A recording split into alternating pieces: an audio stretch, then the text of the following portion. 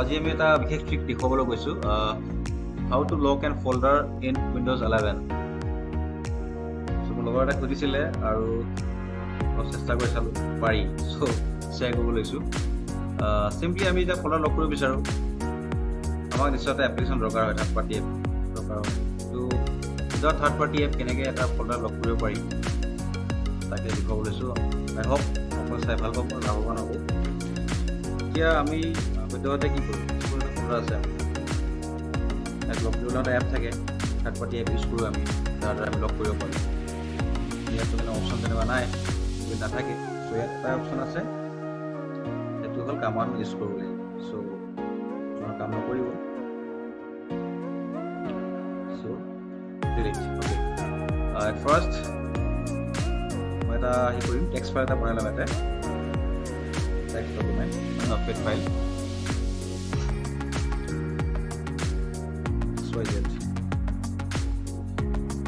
okay কৰি লৈছোঁ already মোৰ কামাণ্ড ৰেডি হৈ আছিলে মই পেষ্ট কৰিম চিন্তা কৰিব নালাগে কামাণ্ডখিনি মই এটা লিংক দি দিম তাৰ পৰা ডাউনলোড কৰি ল'ব পাৰিব চ' ইয়াত কৰিবলৈ বিশেষ একো নাই ইয়াতে এটা অপশ্যন আছে সেইটো if not pass means Euro password খুব সাৱধানে ইয়াত পাছৱৰ্ড চিলেক্ট কৰি ইয়াত আপোনাৰ যি বিচাৰি দিব পাৰি মই দিলোঁ এডমিন 1 মন কৰিব যাতে দুইফালে স্পেচটো ৰৈ যায় হা যদি স্পেচ নাথাকে তেনেহ'লে পাছটো কাম নকৰিব then go to file save as folder lock dot VAT এইটো এক্সটেনশ্যন ইউজ কৰিব বেড ফাইল হ'ব ত' সেই ৰিচিভ ফল্ডাৰত মই ছেভ কৰি লৈছোঁ ফল্ডাৰ লক এতিয়া আপুনি এইটো দিব পাৰে নাই চ' এইটো হ'ল আপোনাৰ bed file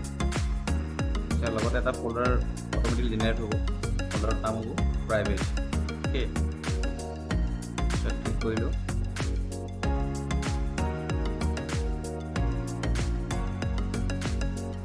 so' this is the folder য'ত নেকি আপুনি নিজৰ প্ৰাইভেট পাৰ্চনেল ডকুমেণ্টছ যিকোনো ভিডিঅ' ফটো ছেভ ৰাখিব পাৰে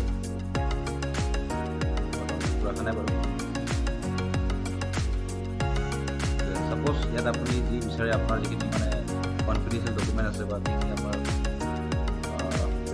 ৰাখিব বিচাৰিছে ৰাখিলে আফটাৰ ডেট আপুনি চিম্পলি ক্লিক কৰিলে হ'ল ইয়াত আহিব এনেকৈ আৰু sure to lock this folder Y for yes and for no Y and enter then your folder will be automatically hidden okay